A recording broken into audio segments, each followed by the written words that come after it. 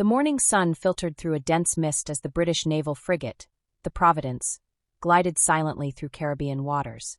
Captain Elijah Grant stood firm at the helm, eyes scanning the horizon. He wasn't searching for treasure. He was hunting someone far more dangerous, pirates. And not just any pirates. He was after the most notorious female pirate in Atlantic waters, Charlotte Scarlett Morgan. Charlotte Morgan wasn't born a pirate. She was raised on a quiet farm in Virginia, the daughter of a preacher who taught her how to read and fight injustice. But after her village was raided and her family lost, Charlotte had fled to the sea, seeking vengeance and a new identity. The ocean had welcomed her.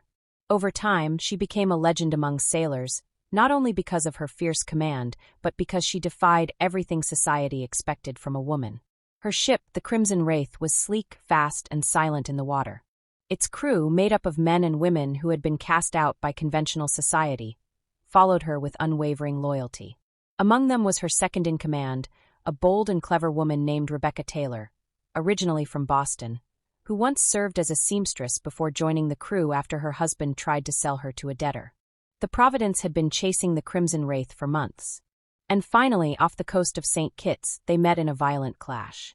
Cannons roared across the ocean. Flames danced on the deck as Charlotte shouted commands with unwavering authority. For hours, the two ships battled. But Charlotte's luck ran out when a cannonball shattered the main mast, disabling her vessel. Surrounded and outgunned, she had no choice but to surrender. The capture was swift. The pirates were shackled and marched in chains to the brig of the Providence.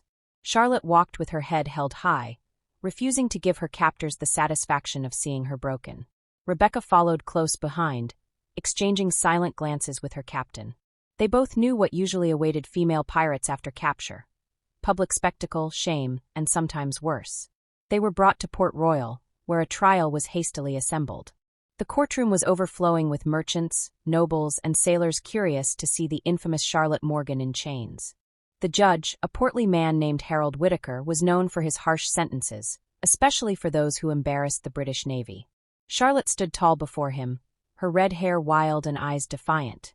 "You are accused of piracy, theft, and treason against the crown," Judge Whittaker barked. "How do you plead?" "Not guilty of treason," Charlotte replied coolly. "Only of surviving." The room murmured. Judge Whittaker glared at her. "You mock the law." "I mock men who use the law to justify cruelty," she shot back. Despite her courage, the verdict was predetermined. Charlotte and Rebecca were sentenced to death by hanging. But their story didn't end there. What happened next would change everything, and leave even their enemies speechless. 2 nights before the scheduled execution, Charlotte received a visitor. A young clerk named Thomas Grayson slipped into her cell under the guise of delivering water. In truth, he had heard stories of Charlotte since he was a boy and admired her defiance and spirit. "You don't belong in chains," Thomas whispered, eyes filled with compassion. "Yet here I am," she replied, smiling faintly. "You came to see the lion in her cage?" "I came to ask if you'd let me help you escape." Charlotte raised an eyebrow. She had heard of foolish young men falling in love with danger. But Thomas's sincerity was undeniable.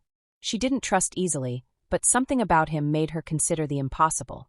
Meanwhile, Rebecca was enduring a different kind of torment. The jailer, a brutish man named Alan Murray, had taken a liking to her, making veiled threats and comments whenever he passed her cell. But Rebecca had survived worse. She used her wits, pretending to be interested, gathering information and plotting. The night before their execution, a storm rolled in. Thunder cracked above the jail as wind howled through the port town. Under the cover of darkness and chaos, Thomas slipped Charlotte a key and a folded map. She memorized every detail. That night, she and Rebecca enacted their desperate plan. Using the key, Charlotte freed herself and crept through the corridors, disabling 2 guards with stealth and speed.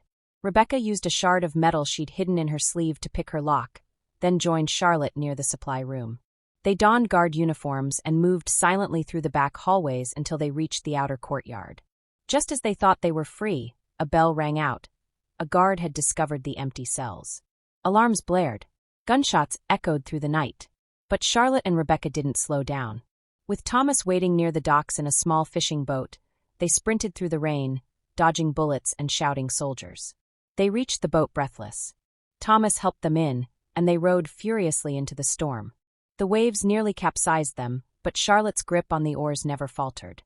After hours battling the sea, they reached an uninhabited island hidden behind a thick curtain of fog, an old pirate hideout known only to legends.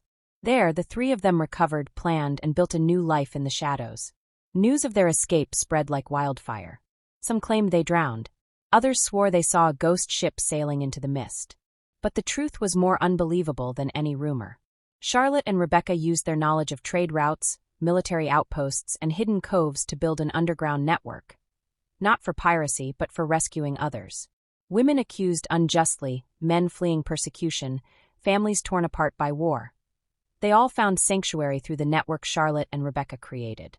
Over the years, the two women became mythic figures, whispered about in coastal towns and sailor taverns. The British government never officially confirmed their survival, but several Navy officers mysteriously disappeared near the same island. Some say those officers were given a chance at redemption. Others claim they were judged by the very women they tried to destroy. Thomas Grayson, once a timid clerk, stayed by Charlotte's side, helping to organize logistics and communications across colonies. He eventually married her, though their love was quiet and far from traditional. Charlotte was never one to wear a ring or settle into domestic life. Her heart belonged to the sea and to justice. Rebecca continued to sail, captaining a new vessel named the Liberty Flame, protecting merchant ships from real pirates and slave traders. She carved her name into history not with cannon fire, but with courage and strategy. Years later, when Charlotte passed away peacefully on a moonlit beach, surrounded by friends and those she had saved, a simple monument was built in her honor. It read, "Here rests a woman who refused to kneel."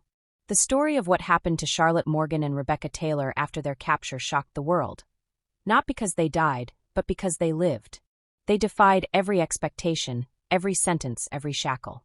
They turned captivity into revolution. And though they began as pirates, they ended as something greater, symbols of freedom.